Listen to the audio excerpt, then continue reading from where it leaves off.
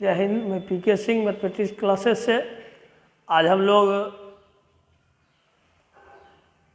जिस टॉपिक पर चर्चा करेंगे वो टॉपिक है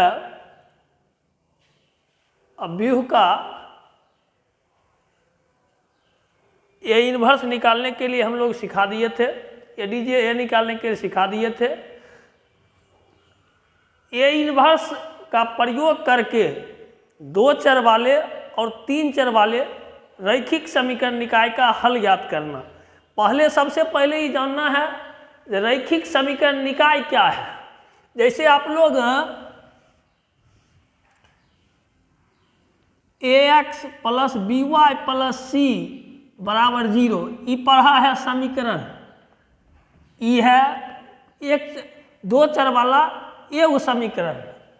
एक समीकरण, एक से अधिक समीकरण जब हो जाएगा किसी परिवार में, जैसे आप ही एक मेंबर हैं, शादी कर लीजिएगा तो दो हो जाइएगा, तो एक थे तो अकेला थे, जब दो हो गए तब वो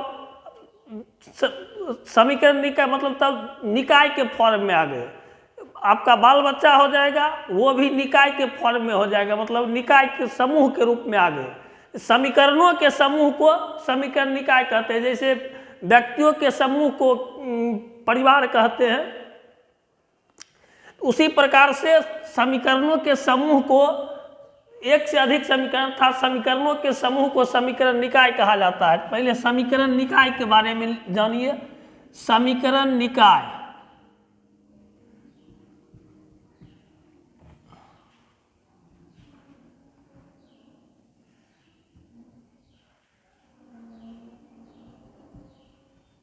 समीकरणों के समूह को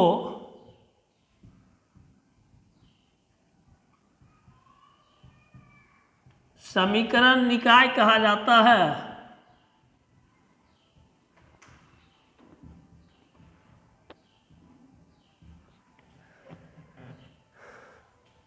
जैसे देखिए दो चर वाला हम बता रहे हैं a1x प्लस b1y बराबर c1, a2x प्लस b2y बराबर c2। ये हुआ दो चर वाला, ये दो चर वाला हुआ। हम लोग डिटर्मिनेंट मेथड से पढ़ेंगे तीन चर वाला रैखिक समीकरण का भी हल। तीन चर वाला रैखिक समीकरण, तीन चर वाला रैखिक समीकरण हो गया a1x b1y c1z बराबर d1, a2x b2y plus c2z बराबर d2, a3x plus b3y plus c3z बराबर d3।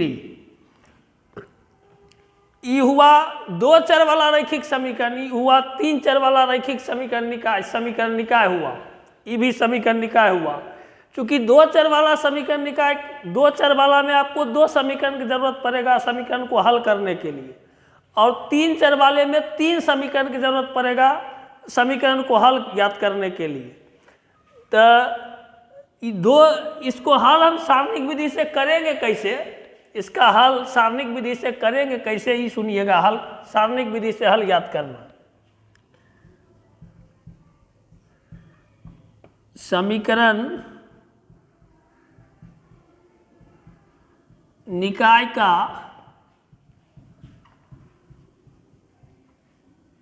सारणिक विधि से हल ज्ञात करना।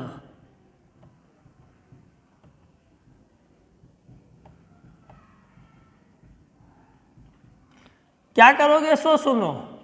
सबसे पहले दो चर वाले में एक मैट्रिक्स ए बनाएंगे। मैट्रिक्स ए वो वर्ग अव्यूह होगा। मैट्रिक्स ए बनाएंगे जो वर्ग अव्यूह होगा। मैट्रिक्स ए बनाएंगे चर के कोफिशिएंट से, चर के गुणांक से। चर का जो गुणांक है वो गुणांक से बनाएंगे। अर्थात चर के गुणांक कौन क्या क्या है, a1 a2, एक कॉलम b1 b2, एक कॉलम लिए। तो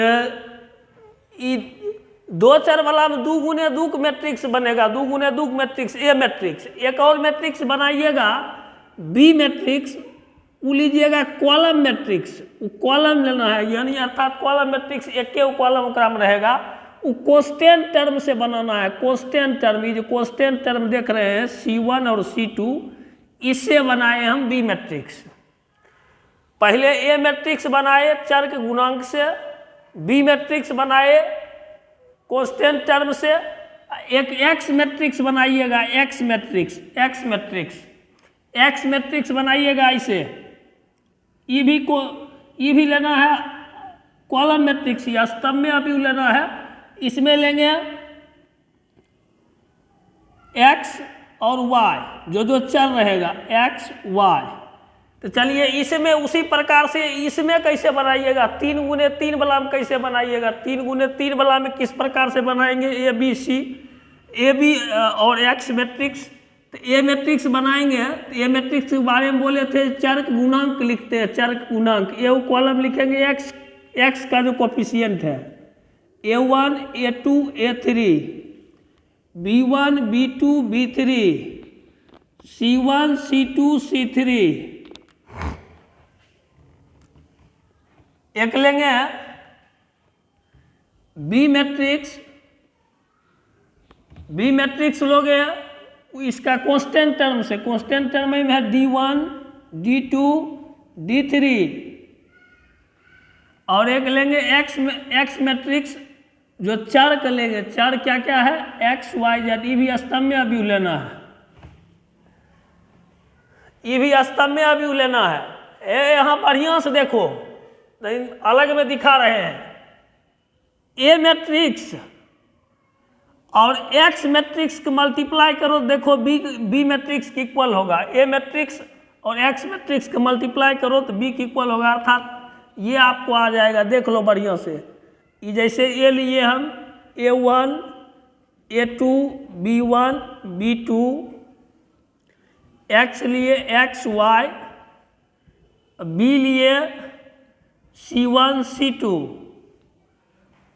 अगर मल्टीप्लाई करो तो मैट्रिक्स के मल्टीप्लाई करो तो क्या आएगा, A1 X B1 Y, ये आया A2 X B2 Y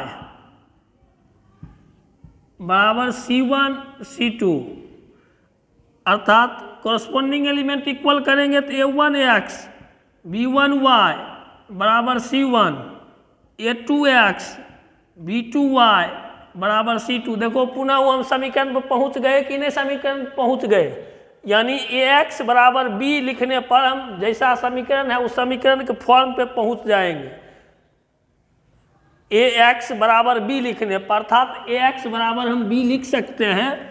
ये हम आपको दिखा दिए, A इंटू एक्स के पर B मैट्रिक्स के बराबर करते हैं तो समीकरण का फॉर्म दे देता है। तो हम ऐसा लिख सकते हैं AX बराबर B। AX बराबर जब तुम B लिख सकते हो तो X बराबर A को उस पार भेजेंगे, A इस पार से उस पार जाएगा तो A इन्वर्स हो जाएगा। A किस प्लेस पे, पहला प्लेस पर, तो पहला प्लेस पे जाके इन्वर्स उगेगा।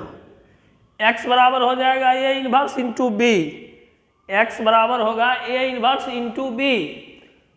इसी फॉर्मूला का यूज करके हम लोग X चर का मान निकालेंगे। अर्थात क्या बताए, फॉर्मूला जो यूज कीजिएगा हल करने का सूत्र, हल ज्ञात करने का सूत्र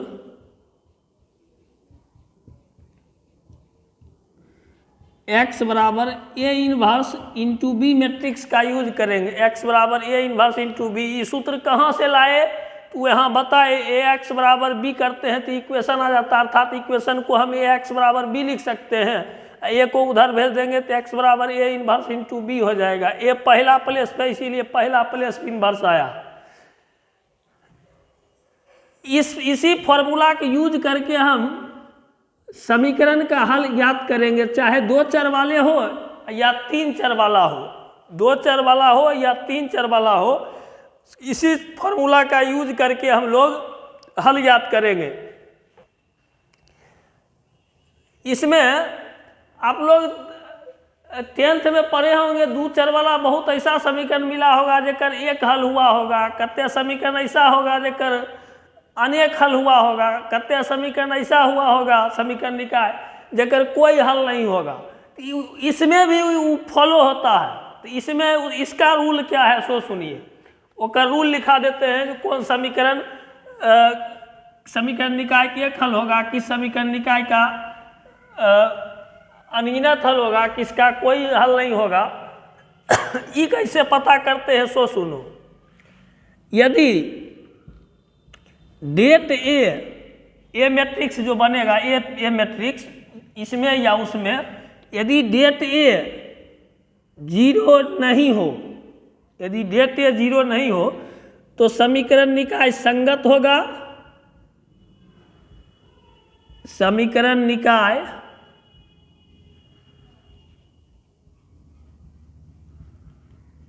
संगत होगा और उसका एक हल होगा। एक हल होगा क्या बताए, जिसका det A equal to not 0, जेकर डेट ए 0 नहीं आएगा उसका उस समीकरण निकाय, वो समीकरण निकाय संगत होगा और उसका एक हल होगा। यदि डेट ए बराबर 0, एडीजे ए इंटू बी, जेकर डेट ए 0 आ जाएगा तो हम एडीजे ए निकालेंगे। एडीजे ए से एडीजे ए निकालने के लिए, ए मैट्रिक्स से एडीजे ए मैट्रिक्स निकालने के लिए पीछे बताए हुए हैं। एडीजे ए इंटू बी निकालेंगे। यदि ई भी 0 आ गया तो असंगत, ई भी संगत होगा, इसका अनगिनत हल होगा। तो समीकरण संगत होगा, संगत होगा और उसका अनगिनत हल होगा। अनगिनत हल होगा।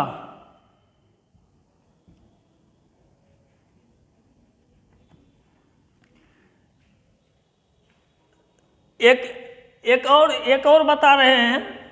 एक केस बताए, 2 केस बताए। यदि डेट ए 0 नहीं है, यदि डेट ए 0 नहीं है तब तो उसका एक हल होगा, समीकरण संगत होगा और उसका एक हल होगा।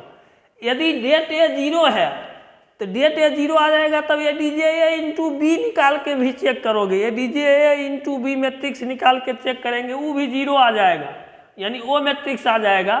तो समीकरण संगत होगा और उसका अनगिनत हल होगा। अनगिनत हल जो एक क्राइटेरिया का आदमी होगा इसको फुलफिल करेगा, उसका अनगिनत हल होगा।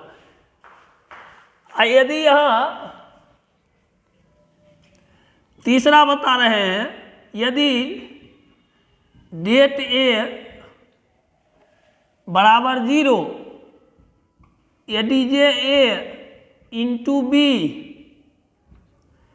इक्वल टू नॉट 0, तो समीकरण असंगत होगा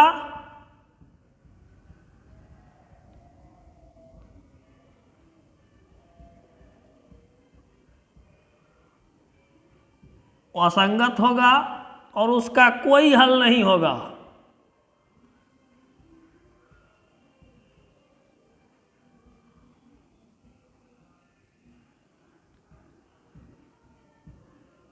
है देखो, एक याद रखना एकदम आसान है। कैसे याद रखोगे, ऐसे समझो इसको, इस प्रकार से याद रखोगे तब तुमको समझ में आएगा। 3 केस लिखाएंगे, 3 केस लिखा है, जना 10वां में पढ़ा होगा। 2 चर वाला को नहीं है, 3 चर वाला उसी प्रकार बैठेगा। कब समीकरण में 10th में पढ़े होंगे, समीकरण का एक हल होगा, अद्वितीय हल होगा, कोई हल नहीं होगा, बहुत अनगिनत हल होगा। तो ऐसे मान के चलिए, जैसे पंडित जी लोग हाथ नहीं दिखता है, ज्योतिष के यहाँ पास जाकर के हाथ दिखाता है तो कहता है तुम्हारा ये शादी होगा, एक कत्ते बता देता है तुमको कत्ते शादी होगा, 1 से अधिक होगा, कहता है तो वो समझते रह जाएगा। उसी प्रकार से इसमें देखिएगा, यदि डेट ए का वैल्यू निकालेंगे, ए मैट्रिक्स जो बनाए हैं उसका डेट ए का मान निकालेंगे, उसका मान यदि 0 नहीं आया, कोई दूसरा चीज आ गया 0 नहीं आया, तो उसका समीकरण निकाय संगत होगा और उसका एक हल होगा, उसका एक के हल होगा। जेकर डेट ए 0 होगा, 0 नहीं होगा, जेकर डेट ए 0 हो जाएगा और A D J A into B बराबर 0 होगा, वो समीकरण संगत होगा और उसका अनगिनत हल होगा। यानी ई क्राइटेरिया का आदमी का बहुत सारा वो शादी करेगा, बहुत के पकड़ेगा छोड़ेगा, उसका अनगिनत हल होगा, समीकरण संगत होगा और उसका अनगिनत हल होगा। और यदि डेट ए 0 है, A D J A into B 0 नहीं है, तो वह समीकरण असंगत होगा, उसका कोई हल नहीं है, अर्थात वो आदमी वो समझते रह जाएगा। इस टाइप से इसको याद रखोगे। अब एक एग्जांपल देकर के हम बताते हैं इस समीकरण का हल ज्ञात करने के लिए।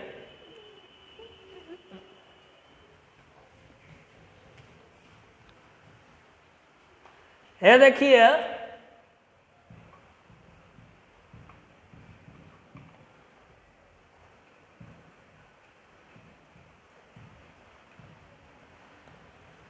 एक समीकरण दिए 2x + 3y बराबर 5, 3x - 2y बराबर 1। पहले ही देखना है समीकरण संगत है या नहीं है। समीकरण संगत है तो एक हल ज्ञात करें। तो पहले तुम मैट्रिक्स बनाओ, ए मैट्रिक्स क्या होगा, चर से बोले थे, चर से बनाने के लिए मैट्रिक्स, चर के कोफिशिएंट से 2 3 3 - 2, बी क्या होगा 5 1, x क्या होगा xy,